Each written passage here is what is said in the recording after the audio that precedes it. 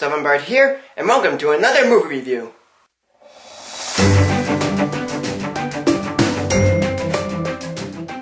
There are many pieces of classical music, and those into art and animation would like to imagine what images would come to mind when hearing them.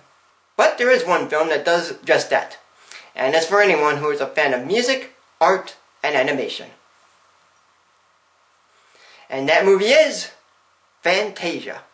The movie is presented as a concert, featuring classical music to combine with animation in telling either a linear story or just a series of abstractions. The first is, of course, a series of abstract work done to Johann Sebastian Bach's Toccata and Fugue in D minor, with some abstractions being violin bows and strings. The second are dances from Peter Tchaikovsky's The Nutcracker Suite, each one presented as slices of nature. The third is Paul Dukas' The Sorcerer's Apprentice, as told based on the story it came from, featuring Mickey Mouse in the title role. The fourth is presented with the evolution of Earth and dinosaurs to Igor Stravinsky's The Rite of Spring. Then there's an intermission in which a line called the soundtrack presents samples of instruments being played as the line is animated to the sounds of the various instruments. Next is the sixth piece, which is Ludwig van Beethoven's Sixth Symphony, known as the Pastoral Symphony, which features the events of Greek mythology starring creatures like centaurs, Pegasus, and fauns. Then comes the seventh piece called Dance of the Hours by Amilcare Ponticelli, with each passage of time done with ostriches, hippos, elephants, and alligators.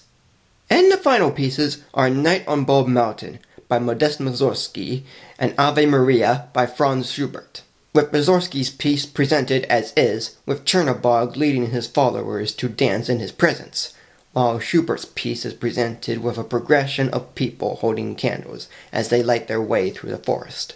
All of these pieces are hosted by music critic Deems Taylor, and they're performed by the Philadelphia Orchestra, conducted by Leopold Stokowski.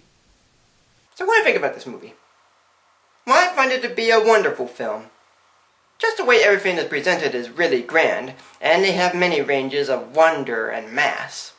It goes from beautiful to fun, from cute to dark, and from graceful to silly, each with a different style and mood. However, the only downside to the movie is Deems Taylor. It's not the choice of him, it's the dubbing. Yes, his voice is dubbed over by Corey Burton. The reason for this is since the VHS release of the film in 1990, Taylor's audio had been deteriorated by 2000, making it hard to restore. So Burton dubbed over Taylor, making him sound a little like Tom Hanks. But at times it sounds pretty close. Now, since I mentioned who was in this movie and there's only one voice, which is Walt Disney voicing Mickey Mouse, I'll just go into my overall thoughts on the film. As a whole, this movie is wonderful. The characters in each piece are fun, the stories for each one are very good, the overall animation is great, and the selection of music for each one are great too.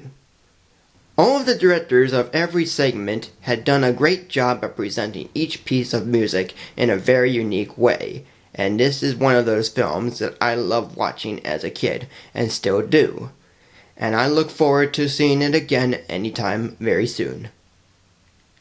So today, this movie we give a rating of 4 stars. Thank you for joining me. Like, comment, subscribe, follow me on Facebook and Twitter, and tune in next Wednesday for the sequel.